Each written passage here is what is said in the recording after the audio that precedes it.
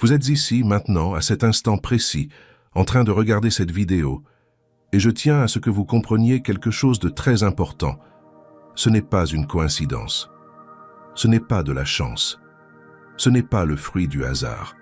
Le simple fait que vous ayez cliqué sur ce contenu, que vous écoutiez ces mots à ce moment précis de votre vie, est la réponse que vous attendiez.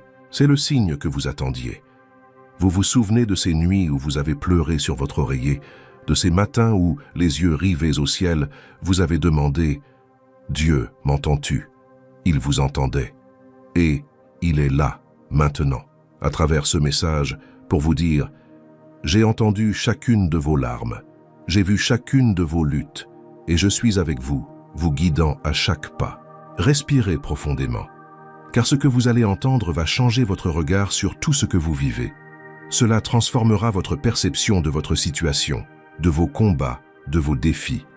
Et surtout, cela vous montrera que vous n'avez jamais été seul, dans cette aventure. Combien de fois vous êtes-vous demandé si Dieu se souciait vraiment de vous? Combien de fois vous êtes-vous demandé s'il prêtait attention à ce que vous traversiez? Combien de fois vous êtes-vous senti invisible, oublié, abandonné à votre propre sort? Je comprends parfaitement. Et je veux que vous sachiez que ces sentiments sont légitimes. N'ignorez pas ces émotions, n'essayez pas de les refouler comme si elles n'existaient pas. Mais ne les laissez pas non plus définir la vérité sur qui est Dieu et sur la façon dont il se rapporte à vous. Car la vérité est bien plus grande, bien plus profonde, bien plus puissante que ce que vous ressentez dans les moments de souffrance. La vérité, c'est que Dieu non seulement vous voit, mais qu'il est profondément impliqué dans chaque détail de votre vie, dans chaque décision que vous devez prendre, dans chaque larme que vous versez. Le psaume 56, 8, dit quelque chose de merveilleux. Dieu recueille chacune de vos larmes dans un vase. Pouvez-vous l'imaginer? Pouvez-vous visualiser cette scène? Le Dieu de l'univers, qui soutient les galaxies par sa parole, qui commande les armées célestes, qui a créé tout ce qui existe à partir de rien. Ce même Dieu considère vos larmes comme précieuses, si importantes, qu'il les garde comme des trésors. Chaque goutte, chaque instant de douleur, chaque seconde d'angoisse, rien n'est passé inaperçu. Rien n'a été vain. Dieu utilise tout cela pour un dessein que vous ne pouvez encore percevoir pleinement, mais qui vous sera révélé en temps voulu. Nous attendons souvent de Dieu qu'il s'exprime de façon spectaculaire et grandiose, par des signes surnaturels qui ouvriront les cieux et feront trembler la terre sous nos pieds. Nous voulons une voix tonitruante et audible, une vision impressionnante, digne d'un film hollywoodien, un miracle incontestable qui ne laisse aucun doute. Et parfois, dans des moments particuliers, Dieu s'exprime ainsi. Mais la vérité que je tiens à partager avec vous, c'est que le plus souvent, dans l'immense majorité des cas, Dieu s'exprime dans les choses simples. Il s'exprime dans l'inattendu. Il s'exprime dans le quotidien. Il s'exprime par une parole qui semble vous être adressée directement, comme si elle avait été écrite spécialement pour votre situation. Il s'exprime par une pensée qui surgit de nulle part, apparemment par hasard, mais qui apporte clarté et direction. Il s'exprime par une situation qui semble parfaitement orchestrée pour vous enseigner une leçon précise dont vous aviez besoin. Il s'exprime par une conversation anodine avec un ami qui, sans savoir ce que vous traversez, dit exactement ce que vous aviez besoin d'entendre. Il parle à travers un verset que vous avez lu 1000 fois, mais qui soudain ce jour-là prend un sens totalement nouveau, comme si Dieu avait éclairé ces mots. Il parle à travers une paix surnaturelle qui envahit votre cœur au cœur de la tempête. Et oui, il peut parler.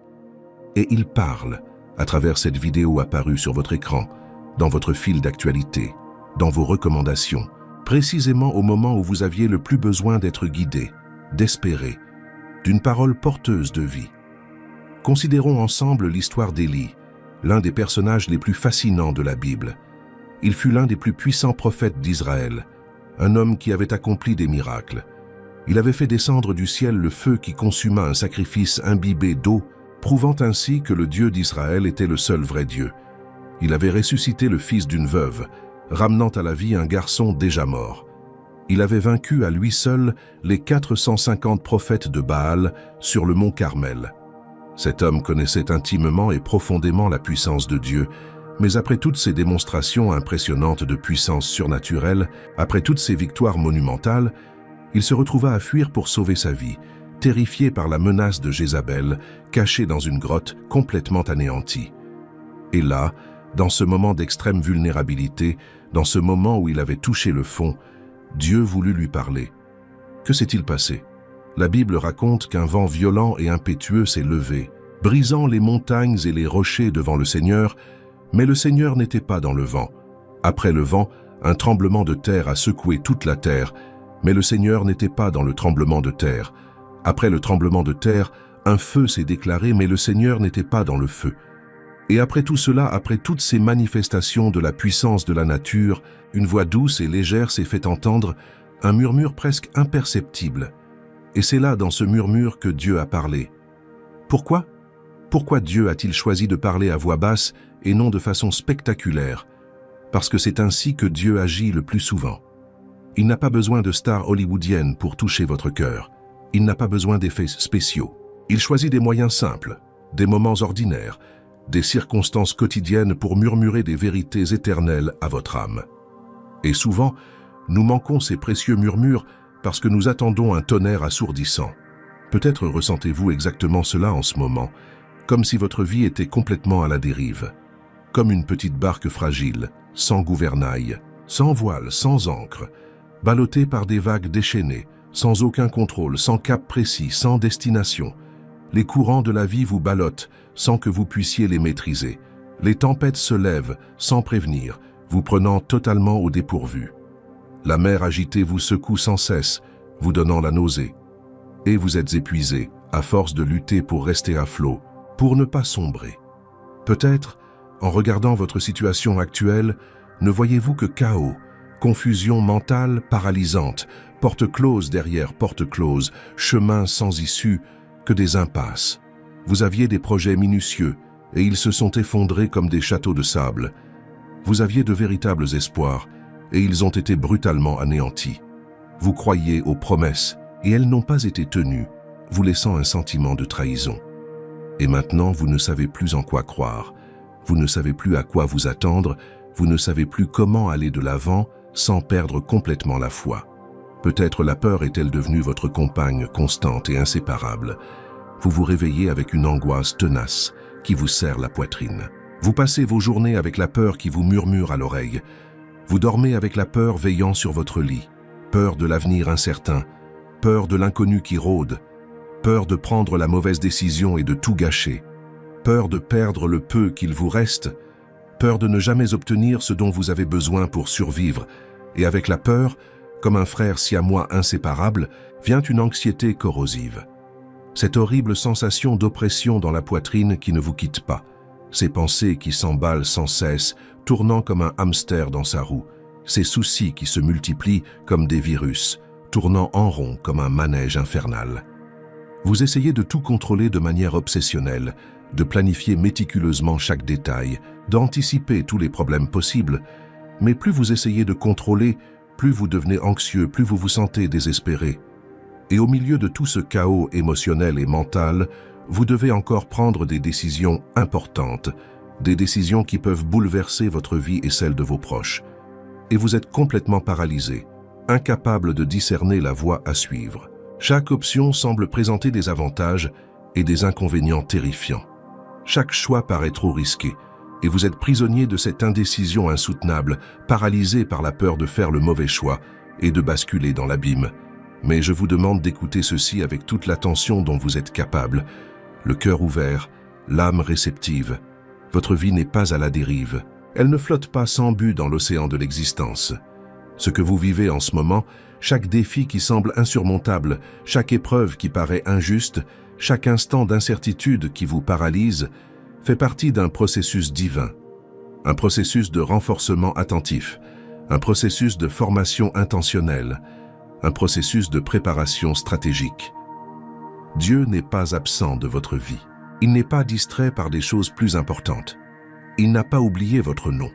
Il ne reste pas inactif pendant que vous souffrez. Au contraire, il est profondément présent, intensément actif dans chaque détail, même le plus infime, de ce que vous vivez. Chaque situation à laquelle vous êtes confronté, aussi aléatoire qu'elle puisse paraître, est une pièce du puzzle divin qui se construit méticuleusement dans votre vie.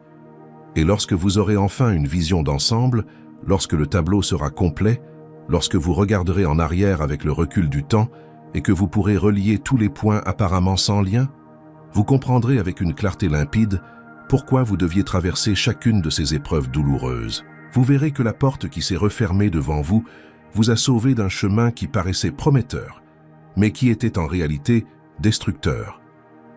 Vous verrez que cette profonde déception vous a préparé à une bénédiction bien plus grande que tout ce que vous auriez pu imaginer. Vous verrez que cette longue période d'attente a forgé en vous des qualités de caractère, une maturité et une profondeur de foi qui n'auraient pu se développer autrement par aucune autre méthode. Romains 8, 28 n'est pas qu'un joli verset à broder sur un coussin décoratif ou à publier sur les réseaux sociaux. C'est une promesse puissante, réelle et éprouvée, confirmée par des millions de personnes depuis plus de 2000 ans.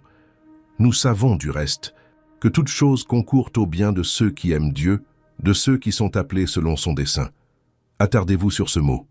Toutes. Pas seulement les bonnes choses que vous choisiriez si vous le pouviez. Pas seulement celles qui semblent logiques. Pas seulement celles que vous aimeriez vivre si cela ne tenait qu'à vous, mais toutes choses, absolument toutes. Les amères déceptions, les pertes dévastatrices, les trahisons douloureuses, la souffrance insupportable, les larmes sans fin, les peurs paralysantes, les échecs humiliants. Dieu tisse tout cela ensemble, tel un maître artisan tissant une tapisserie, pour créer quelque chose de beau, de glorieux, quelque chose qui vous fera vous retourner sur cette période avec les larmes aux yeux et déclarer avec une conviction absolue « Cela en valait la peine. Chaque larme en valait la peine. Chaque nuit blanche en valait la peine. Chaque instant de douleur en valait la peine. Maintenant, j'aimerais faire quelque chose avec vous, quelque chose de concret et de puissant, quelque chose qui exigera de votre part un véritable acte de foi, quelque chose qui peut paraître insignifiant, mais qui recèle une puissance immense, bien plus grande que vous ne l'imaginez. Je veux que vous vous arrêtiez un instant, pas seulement physiquement, mais aussi mentalement. Déconnectez-vous du pilotage automatique, cessez de courir d'une chose à l'autre, cessez de vouloir tout résoudre par vos propres forces, cessez de porter le poids écrasant du monde entier sur vos épaules fatiguées. Et je veux que vous, que ce soit dans les commentaires de cette vidéo où d'autres peuvent vous voir, et se joindre à vous dans la foi. Que ce soit à voix haute là où vous êtes en ce moment, que ce soit en criant si nécessaire, ou même dans le silence profond de votre cœur si vous ne pouvez pas parler, déclariez avec toute la sincérité dont vous êtes capable. Je remets à Dieu tous mes doutes, tous mes combats, toutes mes angoisses, toutes mes peurs, tout ce qui est trop lourd à porter pour moi.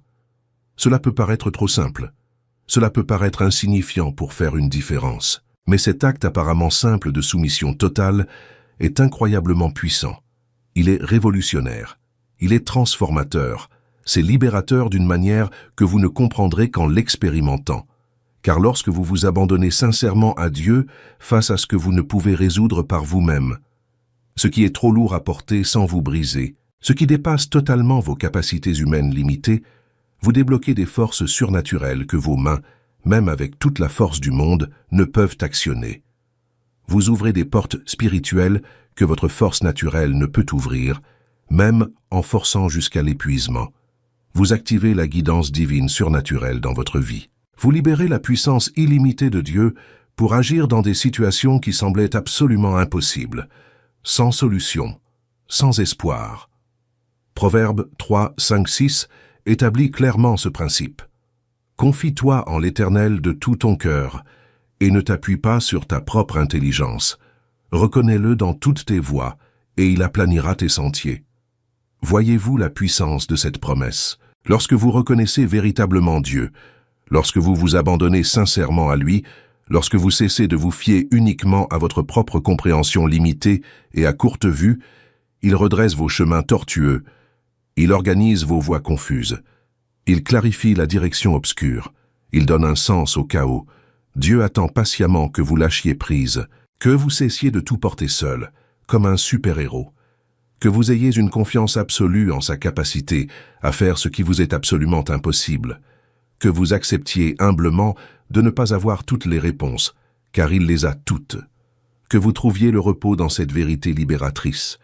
Vous n'avez pas besoin de tout contrôler de manière obsessionnelle, car il est parfaitement souverain. Et comprenez bien ceci, ce n'est pas de la faiblesse, ce n'est pas une soumission lâche, ce n'est pas une passivité irresponsable, c'est une sagesse profonde, c'est une foi mûre, c'est une humilité véritable et saine. Alors faites-le maintenant. N'attendez pas d'en avoir envie, car vous n'en aurez peut-être jamais envie. N'attendez pas d'être absolument certain de tout. N'attendez pas que tout soit parfaitement logique. Faites-le maintenant, par obéissance, comme un acte de foi dans l'inconnu. Déclarez-le à voix haute. Abandonnez-vous pleinement et sentez le poids écrasant se soulever de vos épaules douloureuses. Ressentez la paix surnaturelle qui vous envahit lorsque vous lâchez enfin prise sur ce à quoi vous vous accrochiez si désespérément que vos mains se blessaient et saignaient. Je voudrais maintenant vous emmener au cœur d'une scène précise et poignante qui a littéralement changé le cours de l'histoire. Une scène dramatique, sanglante, brutale, difficile à regarder. Le calvaire. Golgotha. Le lieu où Jésus fut cruellement crucifié. Fermez les yeux un instant et essayez de la visualiser avec moi dans les moindres détails. 3 croix rustiques et massives, dressées au sommet d'une colline aride. Le ciel s'assombrit d'une manière surnaturelle et terrifiante en plein jour, comme si le soleil lui-même refusait d'être témoin de cette injustice. Le sol tremble violemment sous les pas des gens. Des cris de panique et de confusion résonnent. Le chaos s'installe. Et là, au milieu de tout cela, au cœur de cette scène d'horreur, se tenait un homme observant la scène avec une attention professionnelle. Un centurion romain, un soldat endurci par des années de guerre, habitué à la mort sous toutes ses formes, au sang versé, à la violence inhumaine. Il avait vu d'innombrables crucifixions durant sa carrière militaire. Il en avait probablement supervisé des dizaines, voire des centaines. Cela faisait tout simplement partie de son travail habituel. Son rôle était de veiller à ce que les exécutions soient menées correctement, que les condamnés souffrent suffisamment pour servir d'exemple terrifiant à tous ceux qui songeraient à défier le pouvoir de Rome. Pour lui, ce n'était qu'une journée de travail monotone de plus, un criminel de plus exécuté comme tant d'autres. Son cœur était complètement froid, dur comme la pierre, insensible à toute émotion. Des années et des années de brutalité militaire avaient forgé une carapace autour de son âme. Il était totalement dépourvu de sensibilité spirituelle. Dieu ne l'intéressait pas, et encore moins le Dieu des Juifs, ce peuple conquis et asservi qu'il méprisait sans doute profondément, comme tous les Romains. Il n'était qu'un soldat obéissant aux ordres, accomplissant sa tâche machinale, comptant les heures, attendant la fin de son service pour rentrer à la caserne, boire son vin et oublier cette sale journée de labeur. Il avait vu des hommes mourir de toutes les manières imaginables au cours de ses campagnes militaires. Certains hurlaient de douleur, d'autres maudissaient leurs bourreaux, d'autres encore imploraient pitoyablement une grâce qui ne viendrait jamais. Certains se battaient désespérément jusqu'à leur dernier souffle. Rien de tout cela ne l'affectait plus. Il était devenu totalement insensible à la souffrance humaine, comme un médecin qui voit tant de corps qu'ils finissent par n'être plus que des objets. Mais alors, un événement totalement inattendu se produisit, quelque chose qu'il n'avait absolument pas prévu, quelque chose qui commença lentement à fissurer la carapace de pierre qui protégeait son cœur. Tandis qu'il regardait Jésus mourir lentement sur la croix, torturé de façon inhumaine, il réalisa peu à peu que cet homme était différent de tous ceux qu'il avait exécutés, complètement différent. Il n'y avait en lui aucune amertume, aucune haine dans son regard, aucune malédiction sur ses lèvres, aucun désir de vengeance. Torturé de la manière la plus cruelle, dégradante et inhumaine que l'humanité ait jamais inventée, Jésus pria d'une voix pleine de compassion, « Père, pardonne-leur, car ils ne savent pas ce qu'ils font. » Quel genre d'homme extraordinaire agit ainsi? Quel genre de personne possède cette capacité surhumaine d'aimer ses ennemis même au moment où il les assassine brutalement? Le centurion n'avait jamais, au grand jamais, rien vu de tel durant toute sa longue carrière militaire. Et quelque chose en lui, quelque chose qu'il croyait mort et enterré depuis longtemps, commença à s'agiter de façon troublante. Il regardait le sang couler lentement. Chaque précieuse goutte tombait lourdement sur le sol poussiéreux. Et tandis qu'il contemplait, fasciné, témoin de l'incompréhensible sacrifice de cet homme extraordinaire qui n'avait pas lutté pour sa propre vie, qui ne s'était pas défendu alors qu'il aurait pu appeler des légions d'anges, qui n'avait pas maudit ses bourreaux alors qu'il en avait pleinement le droit, mais qui avait délibérément choisi d'aimer jusqu'au bout, jusqu'à son dernier souffle, quelque chose au plus profond de lui commença à se transformer radicalement. La terre trembla violemment sous ses pieds. D'énormes rochers se brisèrent dans des fracas terrifiants. Une obscurité surnaturelle enveloppa tout, comme si la création elle-même déplorait l'injustice, comme si l'univers entier était en deuil. Et ce soldat romain au cœur de pierre, à l'âme endurcie par des années de violence, dont la vie entière avait été consacrée à la guerre et à la mort, regarda Jésus suspendu à cette croix et prononça des mots qu'il n'aurait sans doute jamais cru prononcer. Vraiment, celui-ci était le Fils de Dieu. Il reconnut la divinité. Il voyait au-delà de l'apparence physique d'un homme torturé. Il voyait le Sauveur. Que s'est-il passé lors de ce moment de transformation? Le précieux sang de Jésus a purifié la vision spirituelle de cet homme. Il a brisé l'impénétrable froideur de son esprit. Il a fait fondre la dureté de son cœur. Il a vu au-delà du naturel et perçu le surnaturel. Il a contemplé la vérité éternelle. Il a reconnu la divinité là où d'autres ne voyaient qu'un criminel condamné. Il a vécu une transformation instantanée, radicale et complète. Une transformation que seule la puissance surnaturelle de Dieu peut opérer dans un cœur humain. Et c'est précisément ce que le sang du Christ fait pour vous aujourd'hui. Il a le pouvoir miraculeux de laver non seulement vos péchés, bien que cela suffise amplement, mais aussi votre vision spirituelle obscurcie. Il vous permet de voir les choses sous un angle totalement différent, un angle éternel, un angle céleste. Bien souvent, notre vision est complètement brouillée pour diverses raisons. Nous voyons les choses à travers des lentilles fortement déformées par une peur paralysante, une douleur profonde et non guérie, une désillusion amère envers Dieu et envers les autres, une amertume corrosive qui empoisonne tout, une religiosité vide et morte. Oui, car même la religion institutionnelle peut dangereusement endurcir le cœur. En fait, si vous étudiez attentivement les évangiles, vous constaterez que certaines des personnes au cœur le plus dur, le plus fermé, le plus résistant que Jésus ait rencontré durant son ministère terrestre étaient précisément les religieux de son époque, les pharisiens hypocrites, les docteurs de la loi arrogants, les sadducéens sceptiques, des gens qui connaissaient les Écritures par cœur, de la première à la dernière page, qui suivaient scrupuleusement chaque règle jusqu'à la virgule, qui récitaient de longues prières impressionnantes en public pour être admirés, mais dont le cœur était complètement fermé, dur, imperméable à Dieu. Vous pouvez aller fidèlement à l'église tous les dimanches sans en manquer un seul. Vous pouvez chanter avec ferveur tous les hymnes de louange du début à la fin. Vous pouvez réciter par cœur toutes les prières traditionnelles. Vous pouvez suivre religieusement tous les rituels établis. Vous pouvez vous habiller convenablement. Vous pouvez donner la dîme parfaitement. Vous pouvez faire du bénévolat. Et pourtant, vous pouvez avoir un cœur de pierre. Un cœur qui n'est pas véritablement touché par la souffrance d'autrui. Un cœur qui juge durement au lieu d'aimer inconditionnellement. Un cœur qui critique constamment au lieu d'accueillir avec grâce. Un cœur plus obsédé par les apparences que par une véritable transformation intérieure.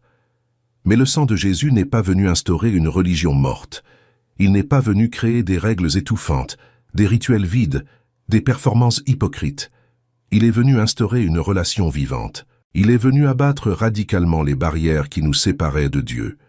Il est venu purifier notre vision obscurcie afin que nous puissions voir qui est Dieu vraiment.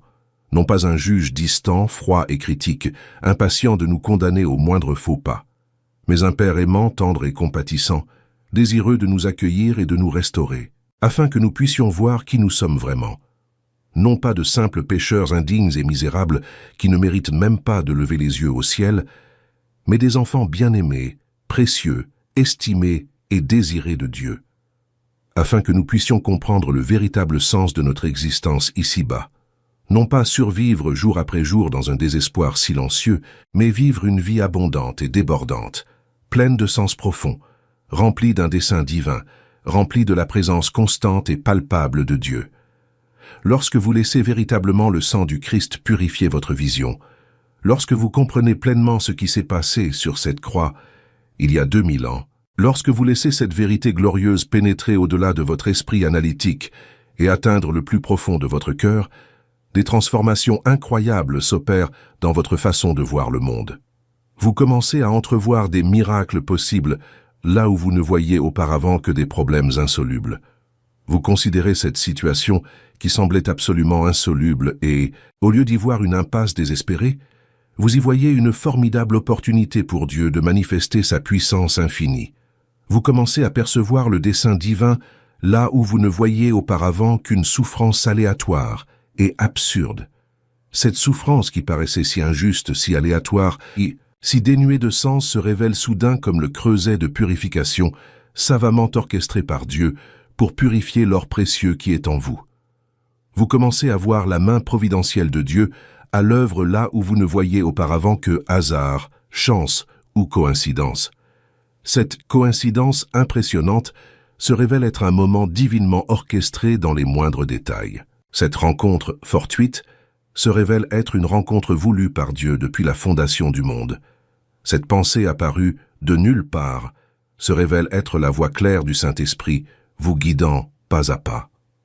Permettez-moi de vous raconter une autre histoire biblique puissante, une histoire fascinante de rédemption radicale, de transformation complète, qui montre comment Dieu peut prendre ce qui était destiné à la destruction totale et le transformer miraculeusement en un destin glorieux. L'histoire d'une femme nommée Rahab. Elle vivait à Jéricho, l'une des villes les plus fortifiées, puissantes et intimidantes de l'Antiquité. Des murailles immenses et imposantes, pratiquement infranchissables pour n'importe quelle armée. La ville était connue et crainte pour sa force militaire, son abondante richesse et son pouvoir politique. Mais elle était aussi tristement connue pour sa corruption généralisée, son immoralité débridée et sa rébellion ouverte et provocatrice contre Dieu et tout ce qui était sacré. Rahab faisait partie de cette culture décadente. Elle était prostituée. Imaginez sa vie un instant. Essayez de visualiser comment elle en est arrivée là, dans cette profession dégradante. Peut-être par nécessité économique désespérée. Peut-être à cause de mauvais choix dans des moments de vulnérabilité. Peut-être à cause de circonstances familiales dévastatrices qui la dépassaient. Peut-être à cause de maltraitance, nous ignorons tous les détails tragiques de son histoire. Mais nous savons avec certitude qu'elle avait une très mauvaise réputation. Elle était considérée comme le genre de personne que la bonne société rejette avec mépris, que les religions organisées condamnent sévèrement, que les gens bien évitent comme la peste. Elle était probablement ouvertement méprisée par les femmes respectables de la ville et secrètement exploitée, puis jetée par des hommes hypocrites. On la voyait comme une marchandise sans valeur, non comme une personne digne, comme un objet jetable, non comme un être humain doté d'une dignité intrinsèque et d'une valeur éternelle.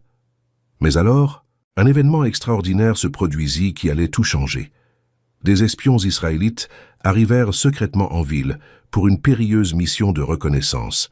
Ils recueillaient des renseignements en vue de la conquête que Dieu avait solennellement promise à son peuple. Et parmi tous les endroits possibles de cette immense ville, ils se retrouvèrent mystérieusement chez Rahab. Une coïncidence inexplicable? Bien sûr que non. Dieu orchestrait quelque chose de merveilleux en coulisses, et Rahab, contre toute logique, fit un choix courageux, un choix extrêmement risqué qui aurait facilement pu lui coûter la vie, un choix qui défiait tout instinct de survie. Elle décida de faire confiance au Dieu d'Israël, un Dieu qu'elle connaissait à peine. Elle avait entendu les récits impressionnants qui circulaient. Elle avait écouté attentivement comment ce Dieu avait miraculeusement ouvert la mer Rouge pour permettre à son peuple de s'échapper. Comment il avait vaincu miraculeusement tous les ennemis d'Israël à maintes reprises. Comment il avait constamment démontré une puissance sans pareille, bien supérieure à celle de n'importe quel dieu païen. Et au plus profond d'elle-même, peut-être l'Esprit Saint lui murmurant à l'oreille, elle reconnut clairement « C'est le vrai Dieu. C'est le seul Dieu qui puisse me sauver de cette vie, de cette ville condamnée, de ce terrible destin. » Alors elle prit la décision la plus importante de sa vie. Elle décida de s'allier au peuple de Dieu, sachant pertinemment qu'elle courait le risque mortel d'être découverte et exécutée pour trahison. Elle cacha courageusement les espions. Elle mentit effrontément aux soldats du roi qui les recherchaient avec acharnement, mettant ainsi sa propre vie en danger. Elle risqua tout sur un pari de foi, et les espions reconnaissant lui dirent avec ferveur « Attache ce cordon écarlate, ce fil rouge vif, à la fenêtre de ta maison, là où il sera bien visible. Quand l'armée d'Israël viendra, et elle viendra bientôt, Quand les murailles de Jéricho, soi-disant infranchissables, tomberont, et elles tomberont, sois-en certain, tous ceux qui seront dans la maison marquée du fil écarlate seront épargnés. Ce simple fil rouge symbolisait le sang protecteur. Il symbolisait une alliance sacrée et irrévocable. Il symbolisait une foi authentique mise en pratique. Il symbolisait la décision courageuse de faire pleinement confiance à Dieu, aussi improbable, aussi impossible que paraissait la victoire promise. Il symbolisait une marque visible de la protection divine. Il symbolisait une identification publique avec le peuple de Dieu au péril de tout. Il symbolisait une déclaration audacieuse « J'appartiens au Seigneur quoi qu'il arrive ». Et savez-vous ce qui s'est passé exactement comme Dieu l'avait promis? L'armée d'Israël a fait le tour solennel de la ville fortifiée, une fois par jour pendant 6 jours consécutifs, dans un silence impressionnant. Imaginez Rahab, le cœur battant, observant anxieusement depuis sa fenêtre, le fil rouge bien visible, attendant contre toute logique, se fiant à l'impossible, risquant sa vie et celle de toute sa famille pour cette promesse. Le 7e jour décisif, ils ont fait 7 fois le tour des murailles.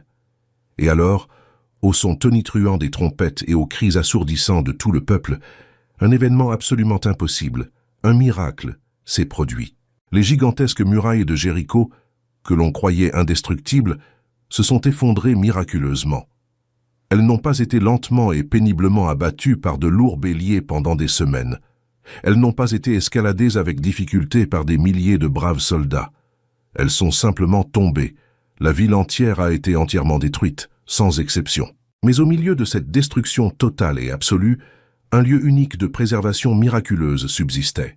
Au cœur d'un châtiment divin sévère, une grâce imméritée se manifestait. La maison de Rahab demeura inexplicablement debout, tandis que tout s'écroulait autour d'elle.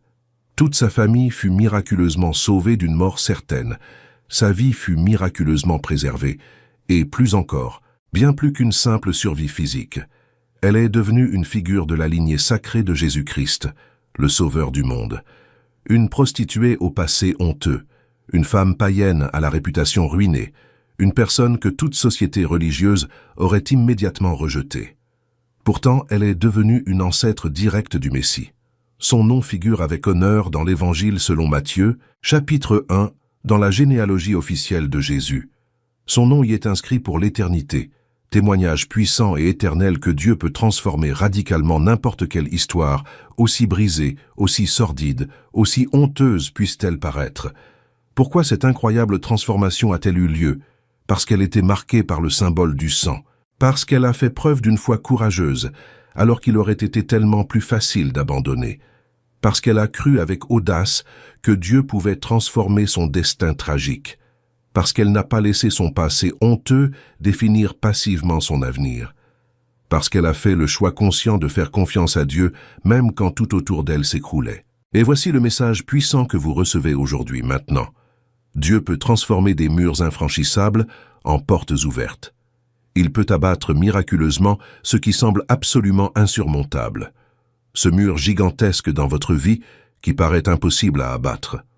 Le mur étouffant d'une addiction destructrice, le mur paralysant d'une maladie incurable, le mur dévastateur d'une relation irrémédiablement brisée, le mur écrasant d'une situation financière désespérée, le mur insoutenable d'une profonde souffrance émotionnelle non guérie, Dieu peut abattre miraculeusement ce mur. Et tandis qu'il l'abat, il peut préserver miraculeusement ce qui est indubitablement marqué par le précieux sang de Jésus. Il peut protéger de manière surnaturelle ce qui est lié à lui par une alliance sacrée. Permettez-moi maintenant de vous adresser une demande spéciale et importante, à vous qui êtes arrivés jusqu'ici. Si ce message vous touche profondément, si vous sentez clairement que Dieu vous parle directement à travers ces mots, si quelque chose s'éveille en vous, je vous invite sincèrement à faire 2 choses simples qui font toute la différence. Premièrement, aimez cette vidéo dès maintenant. Cela peut paraître un petit geste, un simple clic, mais chaque « j'aime » sincère contribue grandement à ce que ce message transformateur atteigne un public beaucoup plus large, composé de personnes qui ont désespérément besoin d'entendre ce que vous entendez en ce moment. Chaque « j'aime » c'est affirmer haut et fort. Ce message a une valeur éternelle. Ce message doit être largement partagé. Ce message peut radicalement changer des vies, comme il change la mienne. Et l'algorithme des plateformes en tient compte pour sa diffusion. Plus il y a de « j'aime » sincères, plus la vidéo touche un public exponentiellement grâce aux recommandations. Et ainsi, par un geste en apparence simple, vous devenez un acteur actif pour redonner espoir à quelqu'un qui est complètement désespéré, raviver la foi chez quelqu'un qui doute profondément et offrir une vie abondante à quelqu'un qui se meurt lentement intérieurement. Deuxièmement, abonnez-vous à la chaîne et activez les notifications. Pourquoi est-ce important? Parce qu'il ne s'agit pas d'un simple message générique parmi tant d'autres sur Internet. Ce n'est pas une vidéo religieuse superficielle et sans âme. Cette chaîne se consacre à partager des enseignements bibliques profonds qui transforment radicalement des vies, qui apportent un véritable espoir là où régnait le désespoir, qui fortifient les foi chancelantes et qui vous connectent à Dieu de manière authentique et profonde. Vous ne voulez surtout pas manquer le prochain contenu puissant que Dieu a soigneusement préparé pour le moment précis où vous vivrez la semaine prochaine, le mois prochain. Combien de fois avez-vous désespérément eu besoin d'une indication et ne l'avez-vous pas reçue? Combien de fois vous êtes-vous senti complètement perdu, sans repère? En vous abonnant et en activant les notifications, vous vous assurez que les messages que Dieu souhaite vous transmettre vous parviendront au moment opportun. Alors, faites une pause, n'oubliez pas de liker, de vous abonner à la chaîne, d'activer les notifications et revenez me voir car il y a encore beaucoup de contenu essentiel que vous devez absolument entendre. Des vérités libératrices qui transformeront radicalement votre vie. Des révélations puissantes qui changeront complètement votre perspective. Un espoir renouvelé qui vous redonnera des forces. Passons maintenant à une autre scène d'une puissance et d'une grâce exceptionnelle. Une scène qui prouve sans équivoque qu'il n'est jamais trop tard pour que Dieu vous atteigne. 2 croix rustiques côtoient la croix centrale de Jésus. 3 hommes souffrent ensemble, 3 hommes au bout du rouleau, mais 3 destins éternels radicalement différents se scellent à cet instant précis. 2 voleurs ordinaires, 2 criminels violents condamnés à une mort atroce. La Bible ne nous donne que peu de détails sur l'identité de ces hommes, les crimes graves qu'ils ont commis, ni sur leur passé tragique. Mais nous savons clairement qu'ils étaient des voleurs, probablement impliqués dans des affaires de violence urbaine, peut-être même des meurtres brutaux. Ils payaient légalement pour leurs crimes. Tous 2 étaient au bout du rouleau. Tous 2 subissaient simultanément la mort la plus douloureuse, la plus humiliante, la plus brutale qui existait à cette époque. Mais tandis que les 3 hommes étaient pendus, un événement absolument remarquable, profondément révélateur se produisit. Tandis que l'un des voleurs, dans un dernier sursaut de douleur, raillait amèrement Jésus. « Si tu es vraiment le Christ, comme on le dit, sauve-toi toi-même et sauve-nous aussi, puisque tu es en moi. » L'autre voleur eut une révélation surnaturelle extraordinaire. Au milieu de ses propres souffrances atroces, de son agonie insupportable, de son extrême tourment, il vit quelque chose de complètement différent en Jésus. Il reconnut clairement qui il était vraiment. Et il fit quelque chose d'absolument incroyable, quelque chose qu'on n'attendrait pas d'un criminel violent à l'article de la mort. Il défendit courageusement Jésus.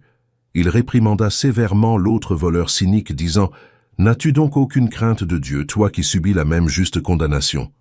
Pour nous, c'est justice, car nous recevons ce que méritent nos actes. Mais lui, il n'a rien fait de mal. » Saisissez-vous la profondeur théologique de ce qui se passe ici? Un homme à l'agonie, un criminel violent exécuté publiquement, un pécheur invétéré payant cher ses crimes, reconnaît humblement l'innocence absolue de Jésus. Il reconnaît que Jésus est fondamentalement différent. Il reconnaît qu'il y a quelque chose de profondément divin en cet homme crucifié. Et puis, dans un acte désespéré de foi sincère, dans un dernier souffle d'espoir contre toute espérance, dans un moment d'abandon total et vulnérable, il s'écria d'une voix faible « Jésus, souviens-toi de moi quand tu viendras dans ton royaume promis. » Réfléchissez-y un instant. Laissez-le vous imprégner. Il n'a pas demandé à être descendu de la croix immédiatement. Il n'a pas demandé une guérison miraculeuse sur le champ. Il n'a pas demandé à échapper à une mort imminente. Il savait pertinemment qu'il était trop tard. Son corps se consumait rapidement. Sa vie touchait à sa fin.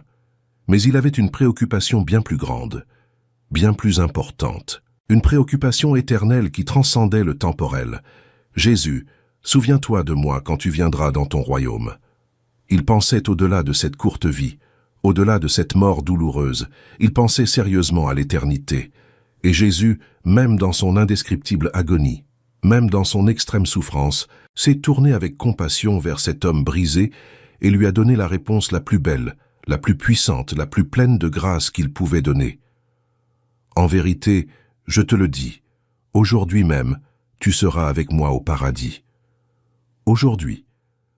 Accordez une attention particulière à cette parole précieuse, pas après avoir accompli une pénitence convenable, pas après avoir corrigé toutes vos erreurs passées, pas après avoir prouvé par vos actes que vous avez véritablement changé, pas après avoir été baptisé ou avoir subi des rituels religieux complexes. Aujourd'hui, en ce jour même, toi qui meurs honteusement comme un condamné, tu seras avec moi au paradis. Comprends-tu la force révolutionnaire de cette scène? Peux-tu saisir la profondeur insondable de cette grâce? Cet homme n'avait pas le temps de changer de vie. Il n'avait pas le temps de faire de bonnes œuvres pour compenser ses mauvaises. Il n'avait pas le temps d'aller fidèlement à l'église, de se faire baptiser publiquement, de suivre une longue liste de règles religieuses, de prouver sa véritable spiritualité. Il était littéralement en train de mourir. Il vivait les derniers instants, peut-être les dernières heures, de son existence terrestre. Et pourtant, grâce à cette simple déclaration de foi, grâce à cette humble soumission à la Seigneurie du Christ, grâce à cette reconnaissance sincère de qui était Jésus, il a immédiatement reçu la glorieuse promesse du salut éternel. Le précieux sang de Jésus possède le pouvoir surnaturel de mettre fin instantanément à toute condamnation. Peu importe votre passé, peu importe votre chute morale, peu importe le poids et la quantité de vos erreurs, peu importe le nombre d'années passées loin de Dieu, peu importe le nombre de personnes que vous avez profondément blessées, peu importe le nombre de promesses sacrées que vous avez rompues, peu importe le nombre de fois où vous avez déçu vous-même et les autres, la communion restaurée avec Dieu et la restauration complète de votre vie ne dépendent en rien de vos mérites personnels. Elles ne dépendent pas de vos réussites impressionnantes, elles ne dépendent pas de votre perfection morale. Elles ne dépendent pas d'une liste impressionnante de bonnes œuvres. Elles dépendent uniquement de votre abandon sincère. Elles dépendent de votre reconnaissance de Jésus comme Seigneur et de votre remise totale entre ses mains. Il compte sur votre cri sincère, même si ce n'est qu'un faible murmure, même dans votre dernier souffle. Jésus, souviens-toi de moi. Ce voleur transformé sur la croix est la preuve vivante et indéniable qu'il n'est jamais trop tard pour Dieu. Qu'aucun péché n'est trop grand pour être pleinement pardonné, qu'aucune situation n'est hors de portée de la grâce infinie de Dieu, que même à un cheveu de la fin vous pouvez trouver le salut éternel, qu'il n'y a pas de limite à la miséricorde infinie de Dieu. Le sang de Jésus parle plus fort que toute condamnation possible, plus fort que votre conscience accablante et accusatrice, plus fort que les accusations incessantes du diable, plus fort que les jugements sévères des hommes, plus fort que vos propres doutes torturants. Et aujourd'hui, maintenant, à cet instant précis, il vous dit clairement, « Aujourd'hui, tu seras avec moi. Aujourd'hui commence la restauration complète. Aujourd'hui, ta vie change radicalement. Aujourd'hui, tu passes définitivement de la mort à la vie. Aujourd'hui, tu deviens un enfant bien-aimé de Dieu. » Il me faut maintenant expliquer un point profond qui demeurait un mystère complet dans l'Ancien Testament. Un point qui a radicalement changé de façon révolutionnaire avec la mort de Jésus sur la croix. Dans l'impressionnant temple d'Israël, ce magnifique temple soigneusement construit avec les meilleurs matériaux disponibles, luxueusement orné d'or pur et de pierres précieuses rares, se trouvait une structure architecturale spécifique et très significative. Le temple sacré était stratégiquement divisé en différentes zones distinctes, chacune présentant des degrés de sainteté croissants. Il y avait la grande cour extérieure, où tous pouvaient entrer librement. Il y avait la cour intérieure, plus petite, où seuls les Israélites circoncis pouvaient pénétrer. Il y avait le lieu saint, réservé aux prêtres spécialement consacrés, qui pouvaient y accomplir leurs fonctions. Et puis, au cœur du temple, se trouvait le Saint des Saints, le lieu très saint, le lieu le plus sacré de tous, où la présence manifeste de Dieu résidait d'une manière particulière et puissante, où la gloire visible de Dieu se manifestait périodiquement. Et savez-vous combien de personnes étaient divinement autorisées à entrer en ce lieu? Une seule personne dans toute la nation, le grand prêtre. Et savez-vous à quelle fréquence? Une fois par an, une seule fois par an. Le jour saint du grand pardon, le jour le plus sacré du calendrier juif. Et même alors, avec la plus grande prudence, il devait suivre scrupuleusement une longue série de rituels précis, offrir les sacrifices appropriés, se purifier de toutes les manières possibles, se préparer avec crainte et tremblement, car entrer par hasard dans la sainte présence de Dieu, sans préparation adéquate, signifiait une mort instantanée. La tradition raconte même qu'une épaisse corde était attachée à la cheville du grand prêtre, au cas où il décéderait à l'intérieur et qu'il faille retirer le corps, car absolument personne d'autre ne pouvait y entrer pour le récupérer, pas même pour en sortir un cadavre. Il y avait un voile épais, un rideau extrêmement lourd et épais, fait d'un lin fin et précieux, artistiquement brodé de chérubins, symbolisant physiquement la barrière infranchissable entre le sacré et le profane. Ce voile mesurait environ 10 cm d'épaisseur. Il était pratiquement impossible à déchirer par la force humaine. Les historiens disent qu'il était si épais et résistant que même des chevaux tirant en sens inverse ne pouvaient le déchirer. Il représentait de façon saisissante la terrible séparation entre Dieu et l'humanité pécheresse. Il symbolisait la distance causée par le péché originel. Il symbolisait l'impossibilité totale d'un accès libre et spontané à la présence divine. Il symbolisait le fait solennel que Dieu est absolument saint, parfaitement pur, et que le péché ne peut tout simplement pas exister en sa présence. C'était un rappel visuel constant et puissant qu'il existait une barrière réelle, une séparation douloureuse, une impossibilité pratique d'une véritable intimité. Mais alors, l'impossible se produisit. Jésus mourut sur la croix du Calvaire. Et à ce moment précis, à cette seconde exacte où il remit son esprit au Père, à cet instant où il s'écria d'une voix forte « Tout est accompli », un événement absolument surnaturel, totalement inexplicable, se produisit dans le temple, à des kilomètres de là. Un événement qui laissa les prêtres qui y officiaient complètement abasourdis. Le voile gigantesque du temple se déchira violemment. Pas seulement partiellement. Il se déchira complètement de haut en bas, exposant le Saint des Saints. Et ceci est extrêmement significatif lorsqu'on comprend les lois de la physique en jeu. Il ne se déchira pas de bas en haut, comme cela se serait produit naturellement si des mains humaines l'avaient fait en tirant sur les deux côtés inférieurs. Il se déchira miraculeusement de haut en bas, dans un mouvement impossible, rendant absolument clair et indéniable que c'était Dieu qui l'avait déchiré de ses propres mains. C'est Dieu qui, délibérément, leva la barrière. C'est Dieu qui, intentionnellement, ouvrit le chemin. C'est Dieu qui a dit, par un acte spectaculaire, la séparation forcée est terminée, la distance imposée est terminée. L'accès sévèrement restreint est terminé. Venez tous, le chemin est ouvert.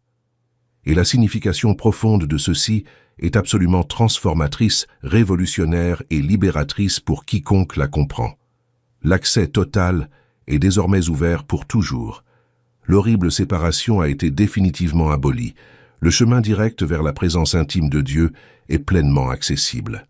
Il ne s'agit plus seulement d'une personne spécialement consacrée, une fois par an dans une crainte extrême, avec des rituels complexes et dangereux. Désormais, c'est accessible à tous, absolument tous, à toute heure du jour ou de la nuit, partout dans le monde, uniquement par Jésus-Christ.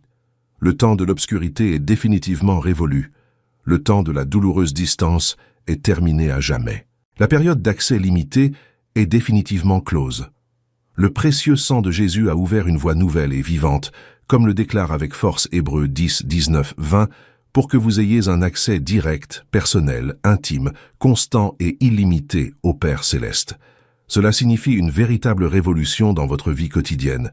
Vous n'aurez plus à porter le poids écrasant d'une culpabilité constante, ce sentiment lancinant de ne jamais être à la hauteur de Dieu, cette peur paralysante de vous approcher de lui, car vous vous sentez trop impur, trop pécheur, trop indigne, trop souillé. Vous n'aurez plus à penser que Dieu est trop loin, trop inaccessible, impossible à atteindre, comme s'il se trouvait derrière un mur gigantesque et infranchissable. Vous n'aurez plus à croire qu'il vous faut accomplir 1000 choses correctement, suivre 1000 règles à la lettre, accumuler 1000 mérites religieux, atteindre des sommets de spiritualité avant de pouvoir enfin vous approcher de lui avec confiance.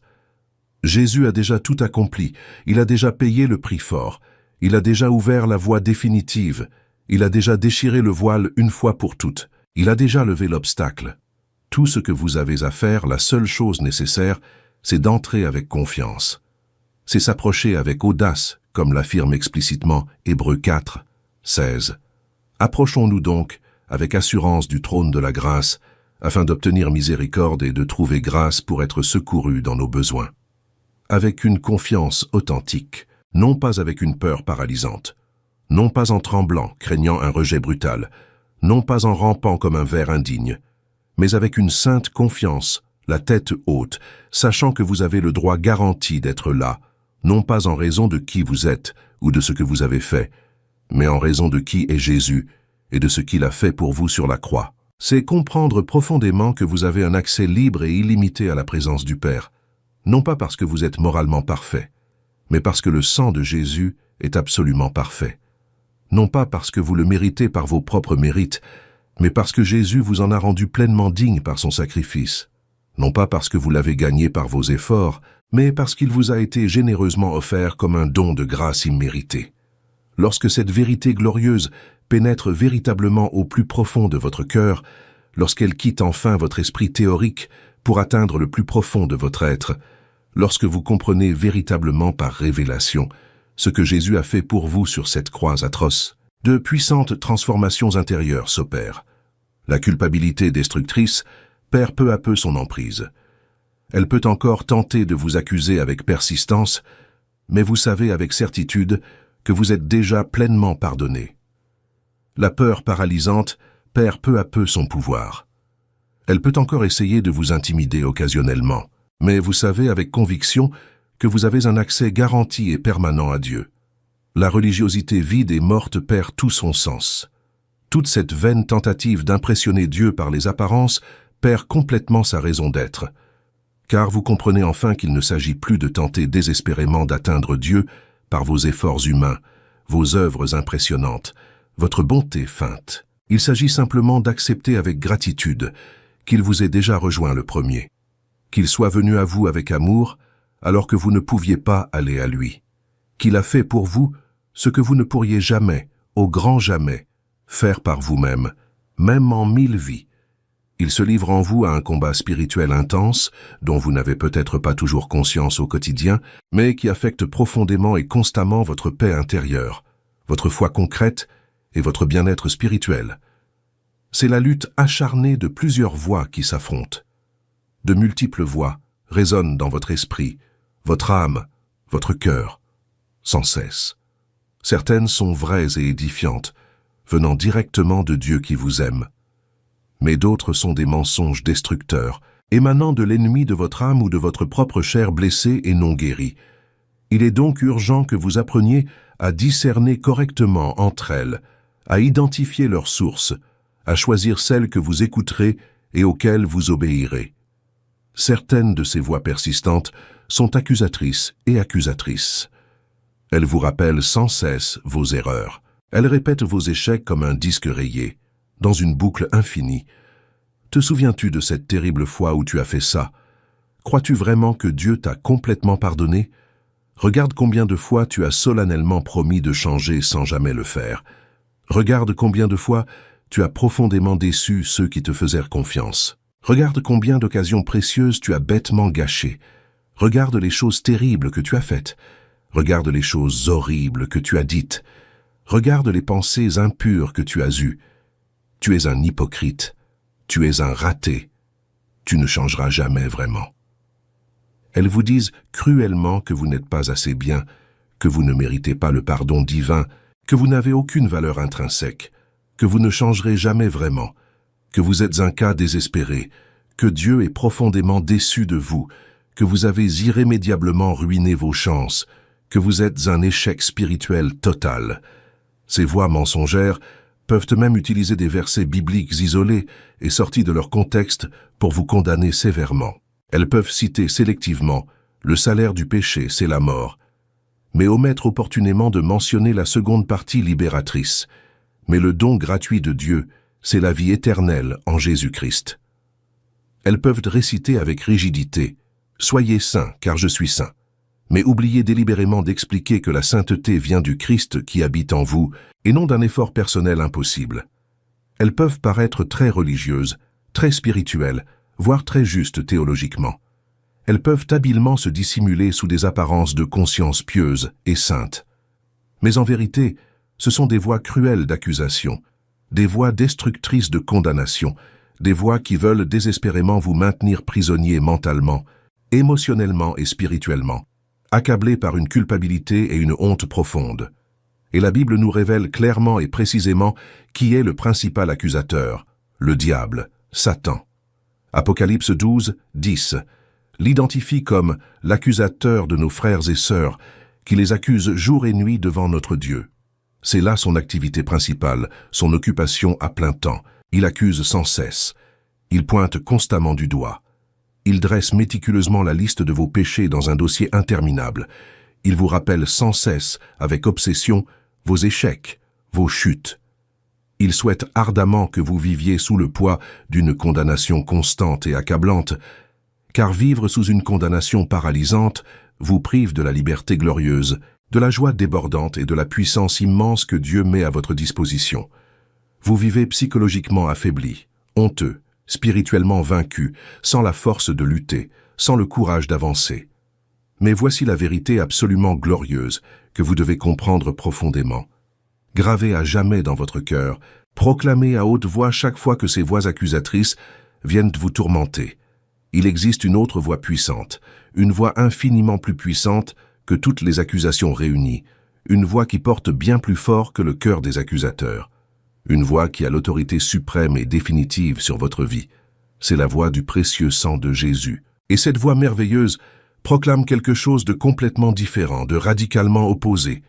Dans l'Épître aux Hébreux, au chapitre 12, la Bible établit une comparaison théologique intéressante et profonde entre deux types de sang, celui d'Abel et celui de Jésus. Lorsque Caïn assassina brutalement son frère Abel dans les champs, en ce matin tragique où le sang innocent d'Abel fut injustement versé sur la terre, la Bible rapporte que ce sang cria haut et fort. Et que réclamait-il avec insistance? Une justice implacable, une vengeance immédiate, une rétribution proportionnelle, une condamnation méritée. Il faut que quelqu'un paie cher pour cela. Il faut que quelqu'un soit sévèrement puni. Il faut que justice soit faite avec rigueur. Le coupable doit souffrir. Le sang d'Abel exigeait un châtiment complet, une récompense totale. Mais le sang de Jésus proclame une vérité radicalement différente, merveilleusement opposée. Hébreux 12, 24 déclare avec force que nous sommes parvenus au sang de l'aspersion, qui parle mieux que le sang d'Abel. Il parle mieux. Il parle d'une vérité infiniment supérieure. Il parle d'une puissance incomparable. Tandis que le sang d'Abel réclame une condamnation sévère, le sang de Jésus implore une miséricorde imméritée. Tandis que le sang d'Abel exige un paiement intégral, le sang de Jésus proclame haut et fort que le paiement a déjà été intégralement accompli. Tandis que le sang d'Abel crie « coupable et condamné », le sang de Jésus crie « pardonné et justifié ». Tandis que le sang d'Abel dit « tu mérites la mort éternelle », le sang de Jésus dit « tu vivras en abondance ». Tandis que le sang d'Abel désigne le péché avec accusation, le sang de Jésus désigne avec amour la grâce transformatrice. Alors lorsque ces voix accusatrices et implacables se font entendre dans votre esprit, lorsque l'ennemi de votre âme commence à énumérer méthodiquement tous vos péchés, comme un procureur implacable dans un tribunal, lorsque la condamnation accablante menace de vous écraser comme un poids insoutenable, lorsque vous sentez que vous allez littéralement sombrer sous le poids de la culpabilité accumulée, vous devez savoir avec une certitude absolue quelle voix a le dernier mot, le mot définitif, le mot irrévocable. Et ce n'est pas la voix de l'accusation cruelle, c'est la voix du sang de Jésus. Ce sang crie sur vous en ce moment même. Et que dit-il clairement? Pardonnez entièrement, acceptez inconditionnellement, aimez infiniment, justifiez légalement, purifiez totalement, sanctifiez progressivement. À moi, pour toujours. Ce sang possède le pouvoir surnaturel de faire taire définitivement le jugement intérieur qui ne cesse de vous condamner. Il apporte une paix profonde là où régnait une guerre intérieure constante. Il apporte un véritable repos là où régnait une anxiété chronique. Il apporte une certitude inébranlable là où s'installait un doute destructeur. Il établit une protection spirituelle totale sur votre vie. Il vous protège efficacement de la peur paralysante, de l'anxiété débilitante et de la culpabilité paralysante. Il crée autour de vous un bouclier puissant qu'aucune accusation malveillante ne peut pénétrer.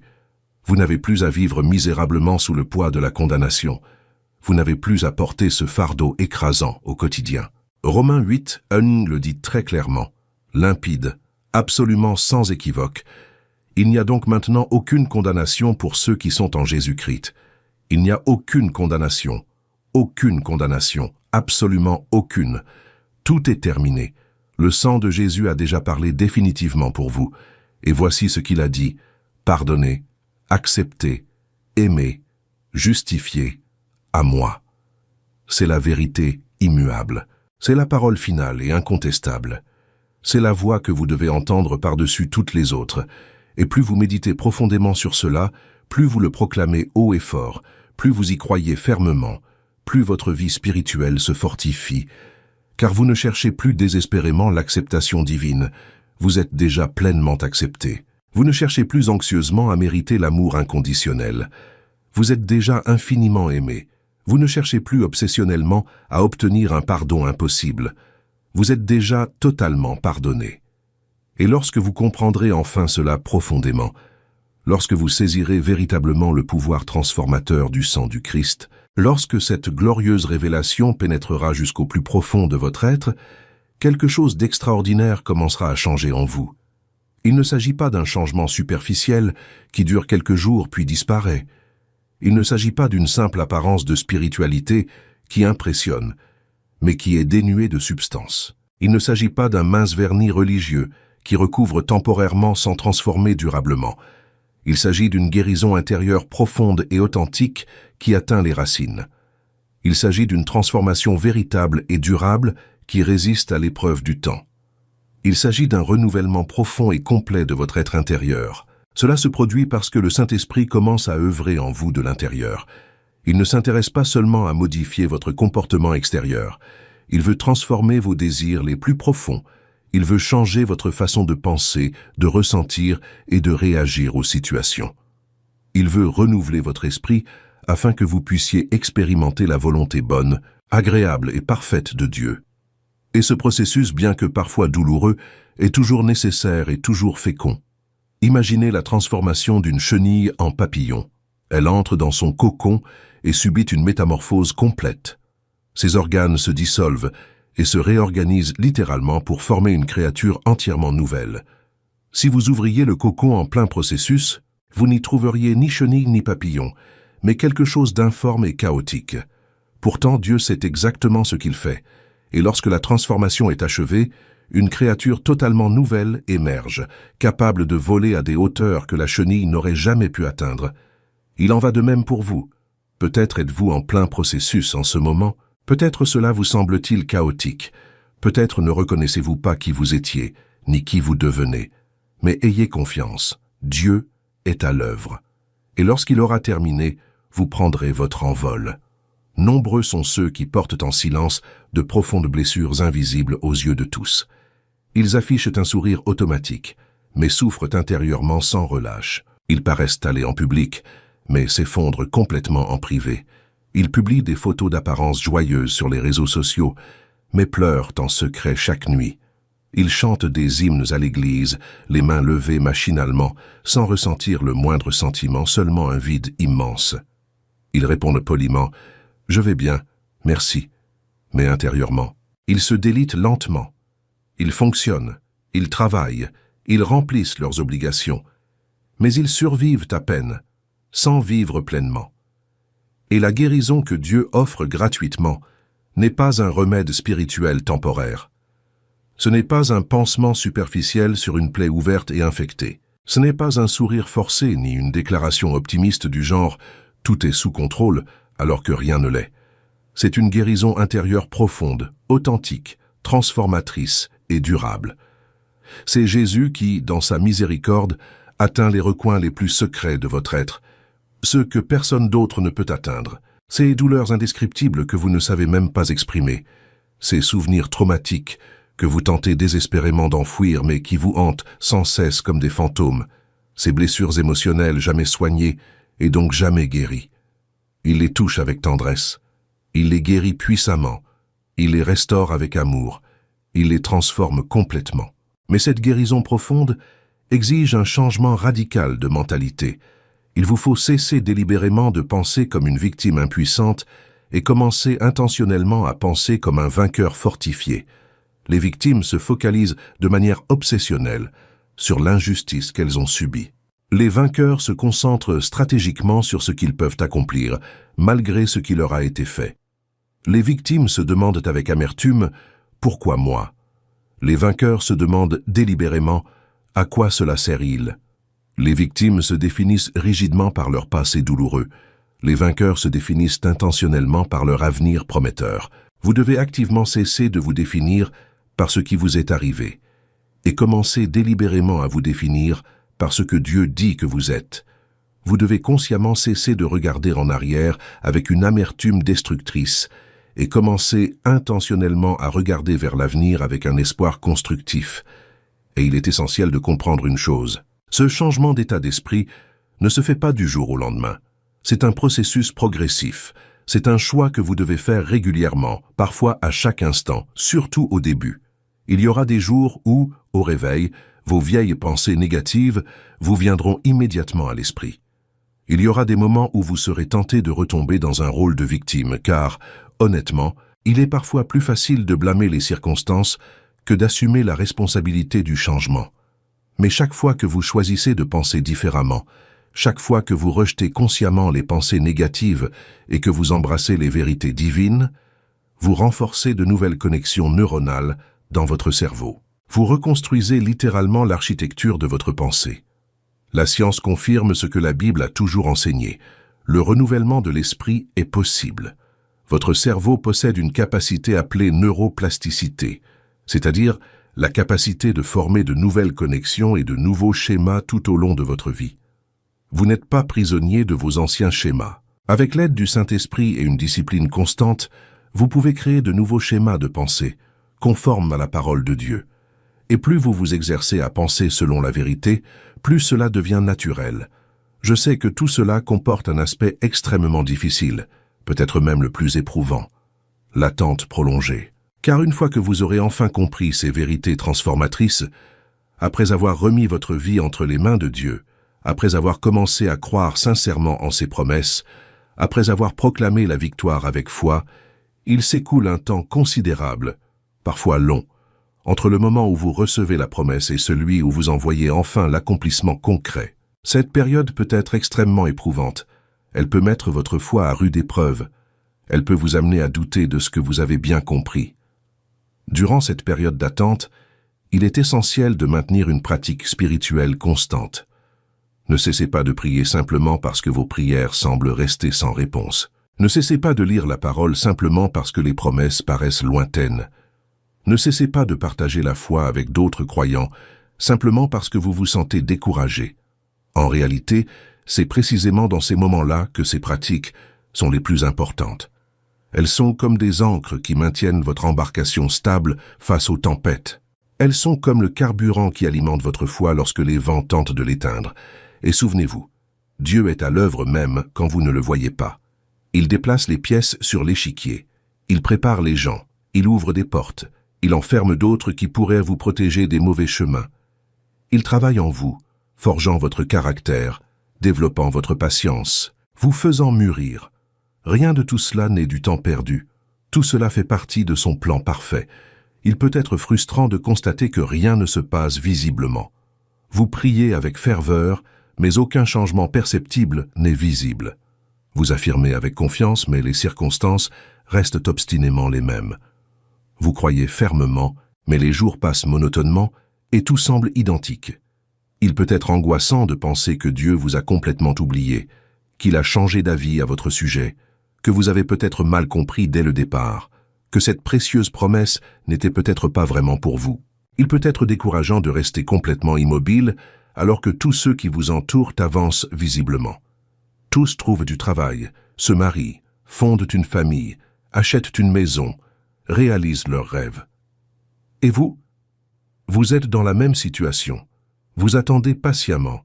Vous attendez toujours avec anxiété, toujours en attente. Et c'est précisément dans ces moments difficiles que votre foi est mise à rude épreuve.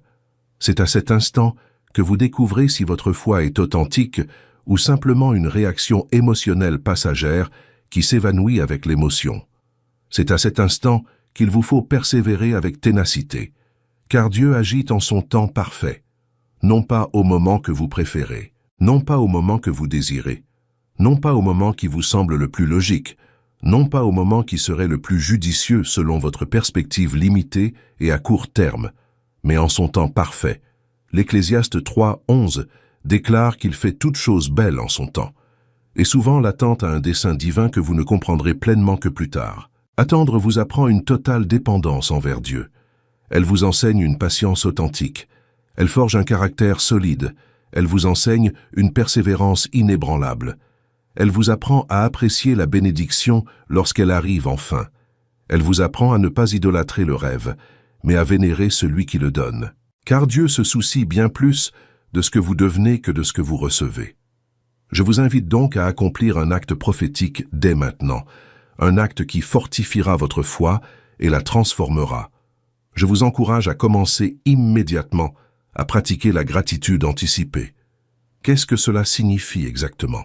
C'est remercier Dieu sincèrement pour ce qu'il fera, avant même que vous ne le voyiez se réaliser. C'est proclamer la victoire avant même que le combat ne soit complètement terminé. C'est célébrer l'abondante moisson avant même que les graines ne germent. Commencez à exprimer votre gratitude de manière authentique. Merci Dieu pour la guérison à venir. Merci pour la porte qui s'ouvrira. Merci pour la relation qui sera restaurée. Merci pour la grâce qui se manifestera. Merci pour le miracle qui est en route. Cette attitude de gratitude anticipée n'est pas de la naïveté. C'est une confiance mûre. C'est dire « Je sais en qui j'ai cru.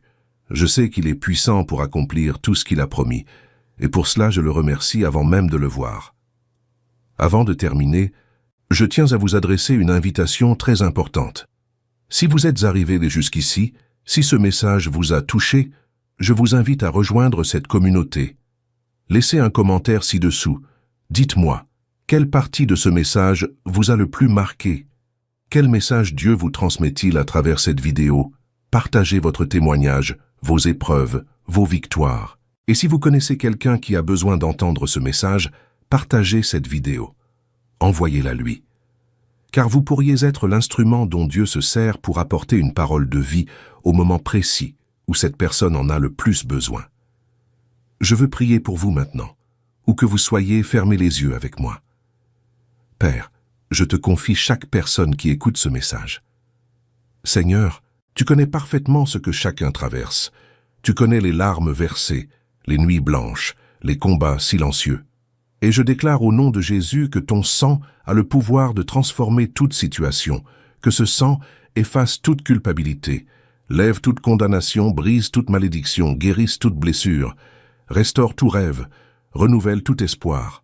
Seigneur, je prie pour ceux qui sont dans le désert, qui semblent stagner. Que le Seigneur leur révèle que le désert est une préparation, non une punition. Je prie pour ceux qui luttent contre l'accusation, la culpabilité, la condamnation. Que la voix du sang de Jésus se fasse entendre plus fort, proclamant le pardon, l'acceptation, l'amour. Je prie pour ceux qui attendent une promesse. Seigneur, ravive leur espérance. Qu'ils comprennent que le Seigneur ne les a pas oubliés. Seigneur, je prie pour la guérison. Guérison des corps, guérison des émotions, guérison des relations, guérison des souvenirs. Que ta présence atteigne les profondeurs et apporte une restauration complète. Seigneur, je déclare que ce message n'est pas parvenu aux oreilles de ces personnes par hasard. Il était divin. Il a été orchestré par toi. Et de même que tu as utilisé cette vidéo pour parler, continue de guider, continue de transformer. Que chaque personne qui a entendu ce message en soit à jamais transformée. Qu'elle reparte d'ici fortifiée, renouvelée, pleine de foi, pleine d'espérance, pleine de la certitude que tu es avec elle et pour elle. Au nom de Jésus, je prie. Amen. Ceci n'est pas un simple message. C'est un moment de rencontre entre vous et Dieu, et le choix de votre réaction vous appartient. Vous pouvez simplement fermer cette vidéo et continuer à vivre comme avant. Ou vous pouvez faire un autre choix, celui de vous abandonner entièrement à Dieu, de lui faire confiance de tout votre cœur, de croire qu'il peut faire infiniment plus que ce que vous demandez ou imaginez, de vivre par la foi et non par les apparences. Le choix vous appartient. Mais je prie pour que vous choisissiez la foi, la confiance, et que vous croyiez que le meilleur de Dieu est encore à venir. Merci d'être resté jusqu'au bout. Merci d'avoir pris le temps d'écouter ce message. Je sais que votre temps est précieux. Et je prie pour que chaque minute que vous avez consacrée ici ait porté des fruits éternels dans votre vie. Que Dieu vous bénisse, que Dieu vous garde, que Dieu fasse briller sa face sur vous et vous donne la paix. Et souvenez-vous toujours, le sang de Jésus a déjà parlé sur vous. Et ce qu'il a dit, c'est « Vous êtes aimés, vous êtes pardonnés, vous êtes acceptés, vous êtes victorieux. » Maintenant, vivez cette vérité chaque jour de votre vie.